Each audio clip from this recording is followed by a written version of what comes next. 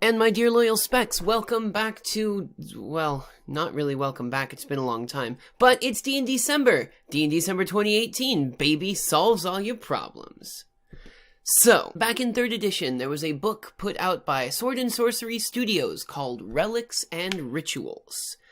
Among the things that were in this book was a system for ritual spellcasting. Not entirely unlike what we have in 5th edition now, it was nevertheless a very interesting system that they had put together for the Scarred Lands campaign setting, which is what Sword and Sorcery was doing. It was a pretty interesting set of ideas in the game. Here's how it worked. Ritual magic was broken into 3 subsections: augmented ritual casting, combined ritual casting, and something called true rituals. Augmented ritual casting basically took the meta magic feats that you got back in 3rd edition that were not exclusive to sorcerers, that usually made it so that when you were preparing your spells, you could prepare them using a higher spell slot and extend their range or their damage or whatever like that.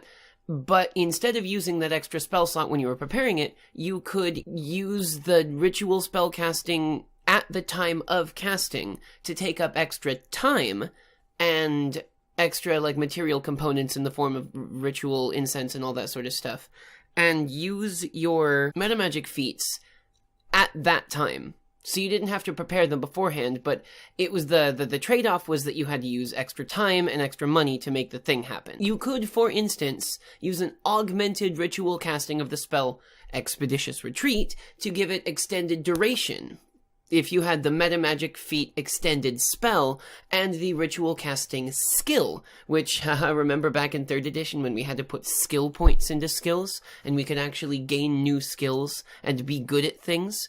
Yeah, I miss that about 3rd edition.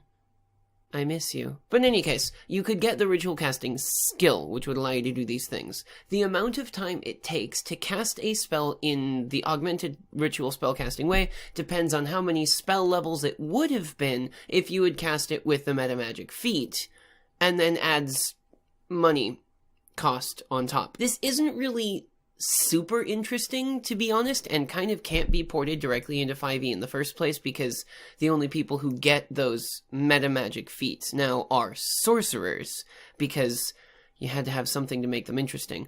But so we'll kind of gloss over that one for now. The second bit was the combined ritual casting feature, I guess. That was actually pretty cool.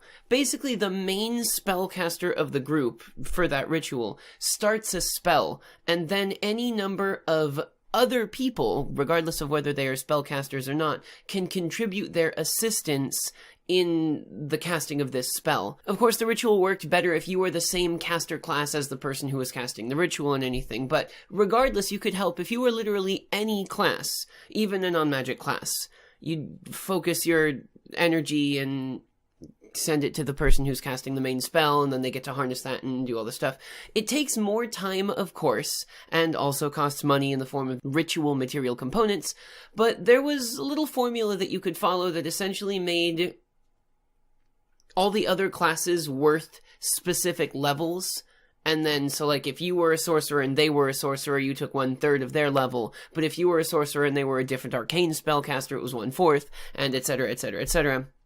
But combining all of that power together made it so that you could have a more powerful spell using more time and the help from other people and that kind of thing. So you could cast a healing spell that, with the help of the rest of the group, didn't cost extra spell levels, but was of a higher effective spell slot, as it were. Of course, at the cost of money and time. Rituals are all about money and time right now. This is a cool idea, and I want to talk a little bit more about something like this one in a second, but let's talk about that last bit. The last bit is true rituals, which true rituals are very complicated spells that are either the stuff of legend or the backbone of religions. They can only be cast in ritual form and cannot be augmented further with any feats or other abilities.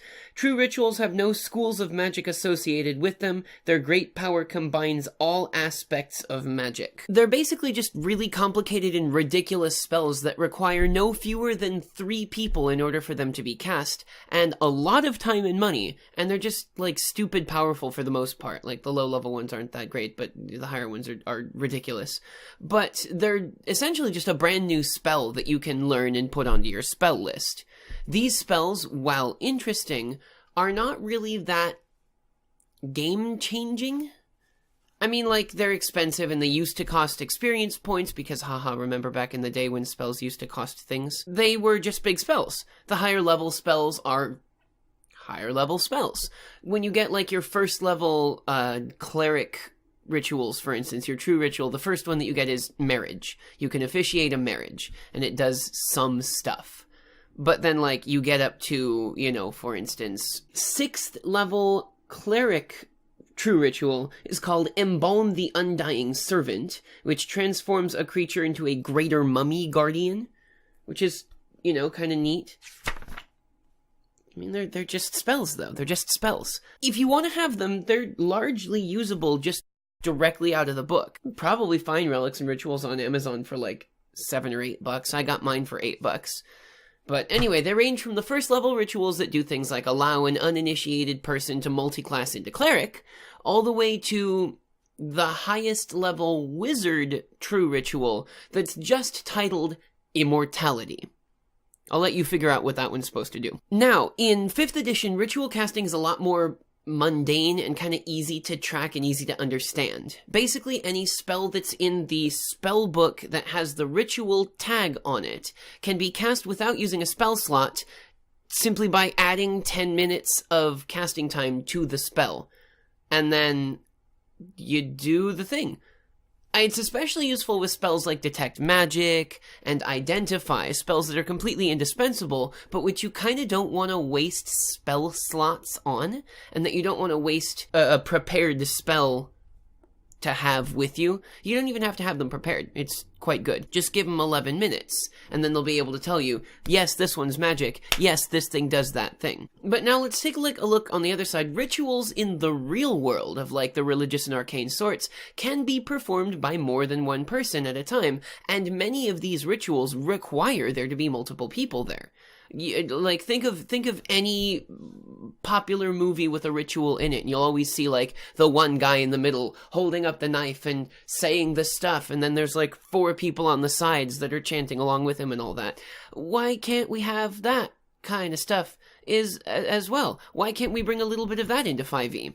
So I propose that we modify a little bit of the stuff that was back in this book, and make it into something that's useful for 5th edition. How about this? It's a new feat. It's called Sympathetic Casting.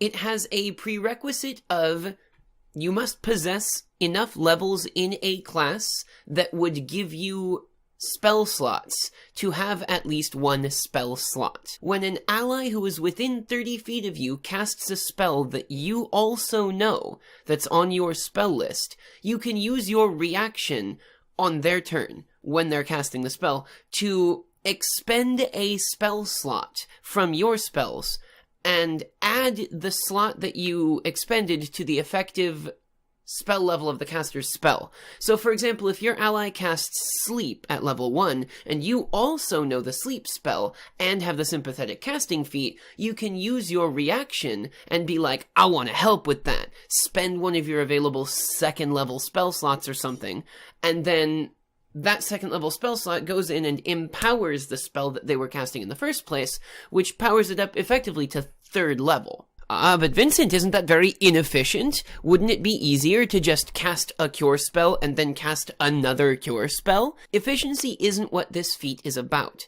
This feat is about the immediate effect, the sense that this one spell has to go down hardstyle, and you are assisting in making this spell so much bigger by taking your raw magical energy, everybody, the earth, the land, and everything that is in it, give me your strength, and then your Spirit Bomb healing spell is a lot more powerful. It burns more energy, sure. It takes up some of your resources, sure, but that's the point?